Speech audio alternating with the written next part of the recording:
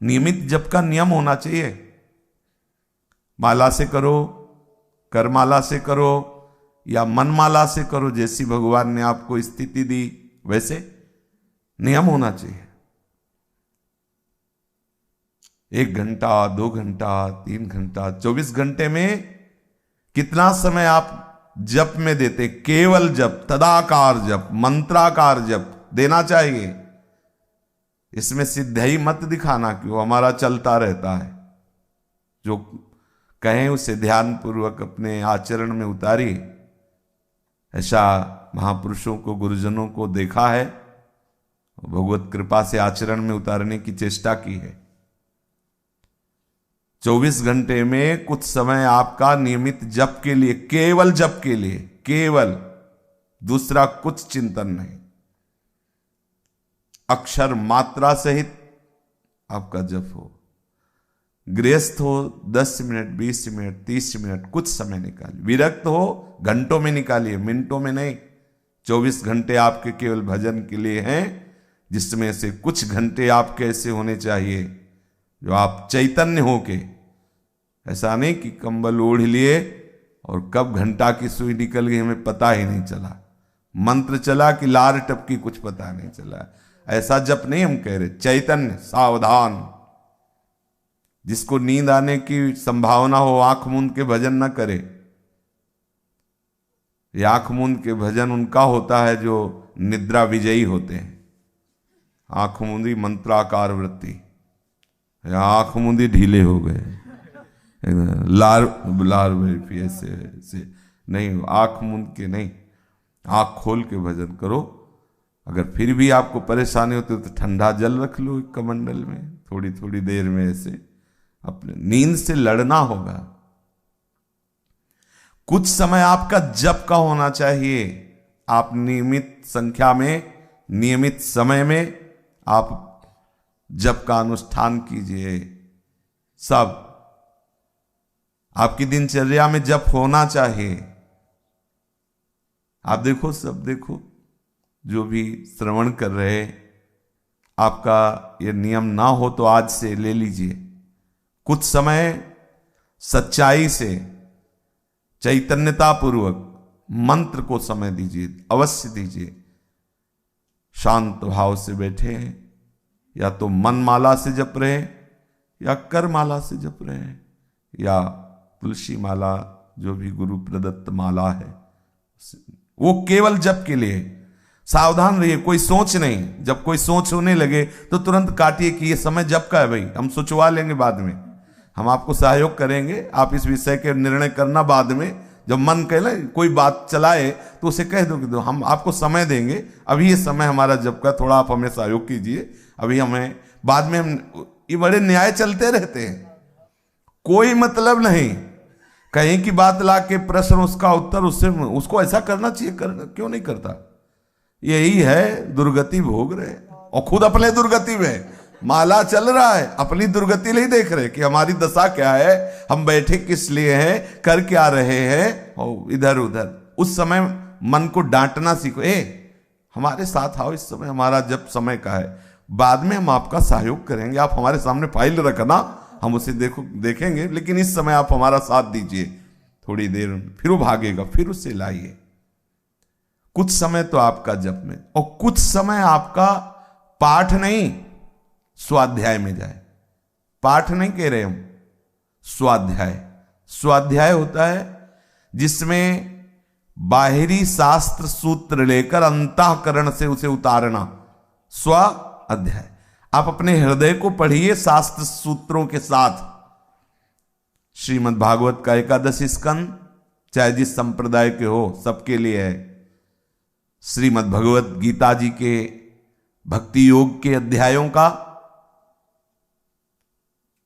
और नारद भक्ति सूत्र, आस्तिकता की आधारशिलाएं, पूज्य राधा बाबा, साधक में साधुता, पंडित गया प्रसाद जी महाराज, बड़े बड़े इन जो महापुरुषों के वचन, इनका स्वाध्याय के, संप्रदायवाद छोड़ करके। किस संप्रदाय के हैं? सिद्धांत में संप्रदाय नहीं होता, रस में होता है। हम स्वाद लेने के लिए सहचरी भाव में हैं, लेकिन सिद्धांत वैदिक ही रहेगा, इसके अलग नहीं होगा। चाहे जिस संप्रदाय में हो, सिद्धांत वही रहता है। जितेंद्रियता तो सब संप्रदाय में, एकाग्रता तो सब संप्रदाय में, पवित्रता तो सब संप्रदाय में। कैसे मन को प्रभु में लगाना है, यह सिद्धांत सब, इसे कहते हैं स्वाध्याय। स्वाध्याय सूत्र, उसमें अध्याय पूरा नहीं करना है, एक सूत्र पढ़ा ऐसे से ऐसा, अब उसको रोको और अंदर पढ़ो हृदय में कि इस सूत्र से तुम्हारे हृदय में कितना अंतराय है। अंदर पढ़ा, क्योंकि आप अपने रजिस्टर को, हृदय के रजिस्टर को आप ही पढ़ सकते हो। देखा है सिद्धांत में तो हम है ही नहीं, अंदर जलो उस समय। क्यों नहीं सिद्धांत में है? ये बात हमारे हृदय में क्यों नहीं आ रही? डायरी पेन साथ रखो, इस श्लोक के इस सिद्धांत में ये हृदय गलत है, अभी पूरा नहीं हुआ, नोट करो। पूरा आधा घंटा का स्वाध्याय आप अपनी डायरी में लिखो कि याम कम है, हमारे अंदर ये बात नहीं पाई जा रही, ये सुधार नहीं है। ये हुआ आपका स्वाध्याय। और क्रमशः बहुत काल तक ये स्वाध्याय चलता रहे, नित्य। आधा घंटा से ज्यादा स्वाध्याय नहीं, 30 मिनट का स्वाध्याय, लेकिन जैसा हम कह रहे हैं वैसा स्वाध्याय। इसके बाद फिर लीला गायन का, लीला गायन है, ये स्वाध्याय नहीं है। ये हम अपने इष्ट को सुना रहे हैं, हमें सुख मिले ना मिले, राग बने ना बने। राग की आवश्यकता है जिनको राग का ज्ञान हो। राग का तात्पर्य ध्वनि, बोले गांधर्व राग, निषाद, मल्हार, ये सब राग हैं। अगर ये राग है, प्रिया प्रीतम के प्रति अपनापन नहीं, तो इसका कोई महत्व तो नहीं हमारे मार्ग में। मानत अपनो भाग, राग करत अनुराग बिन, दीखत सकल अभाग, दीखत सकल अभाग, श्री हरिवंश कृपा बिना। हमें जैसा आता है, ये स्वाध्याय नहीं है, ये लीला गायन है। अपने इष्ट के समीप या कहीं भी गायन करेंगे तो इसकी पद्धति है। गायन के पहले आपको भावना करनी होगी, हमारे इष्ट बैठे। मान लो आप यमुना किनारे हैं, गायन कर रहे हैं, अब थोड़ी सी सामने ऐसे बालू की गादी बनाई, भावना की, प्रियालाल बैठे यमुना के पावन पुलिन पर। विरक्त है आपके पास, कोई आसन तो है नहीं। अगर है तो वाणी में हम आसन रखते हैं, वही आसन वाणी वाला विराजमान कर दिया, भावना की प्रिया प्रीतम अब सुना रहे, जोई जोई प्यारो करे सोई में भावे। 2 घंटे 1.5 घंटे में चतुरासी जी हुई। हमें आनंद आया कि नहीं आया हमें मतलब नहीं, हम प्रियालाल को ये सुना रहे हैं, वो स्वाध्याय नहीं है। इसे लीला गायन कहते हैं। स्वाध्याय और लीला गायन में अंतर है। स्वाध्याय स्व अपना अध्ययन है, लीला गायन प्रीतम का यश गान है। स्वाध्याय सिद्धांत का होता है, एक एक बात को। लीला गायन और फिर जो उसमें डूबा जाता है वो लीला चिंतन होता है, स्वाध्याय नहीं होता। लीला गायन, लीला चिंतन। और सिद्धांत का स्वाध्याय और स्वाध्याय, स्वा शास्त्र का अध्ययन और स्वा दोनों साथ स्वाध्याय, वो हुआ जो स्वा का अध्ययन और शास्त्र अध्ययन। शास्त्र सिद्धांत और आपका हृदय कहाँ है, दोनों का मिलान।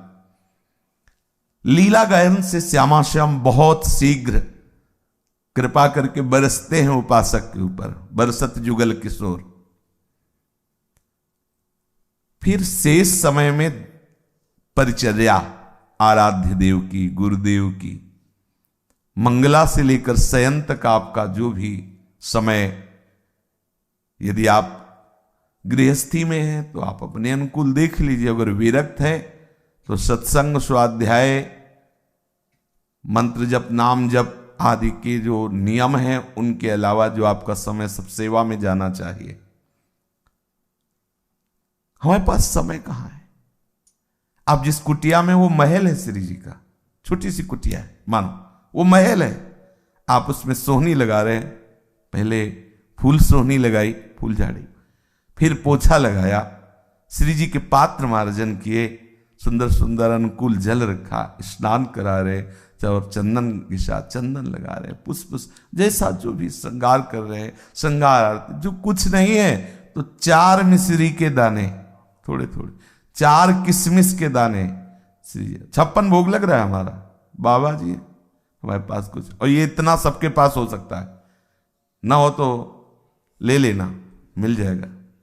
4 किशमिश के दाने, 4, हमारे पास तो किशमिश के दाने भी नहीं थे, मिश्री थे, गोस्वामी जी जाते थे, पूछ लेना। मिश्री का इतना टुकड़ा, और उसी में भावना कर रहे हैं, भोग लगा। समय कहाँ है? जब आपका चित्त जुड़ेगा ना, महाराज भी बैठे, उनसे पूछ लेना। बाहर से आते थे, कहते बाबा भीतर हो, बाहर से ताला लगा हुआ है, भीतर हो, हमें लग रहा है कि भीतर हो आप। अरे निकलो बाबा, निकलो, अंदर हो, हमें पता है। तब निकलते, ताला बाहर से लगा है, कैसे जाल गए आप? बोले लग रहा था कुछ अंदर कि आप अंदर ही है, बाहर से ताला लगवा के अंदर। बोले रे कि फुर्सत कहाँ है, देखने का समय कहाँ है? आपको विषय चिंतन से बचना होगा, विषय दर्शन से बचना होगा, विषय क्रिया से। अगर क्रिया हुई, क्रीड़ा हुई, तो आप कैसे भगवत स्वरूप में स्थित हो? भगवत स्वरूप में बिना स्थित हुए भगवत रस मिलता नहीं। जब तक किशोरी स्वरूप में नहीं होगे तब तक किशोरी का रस नहीं मिलेगा।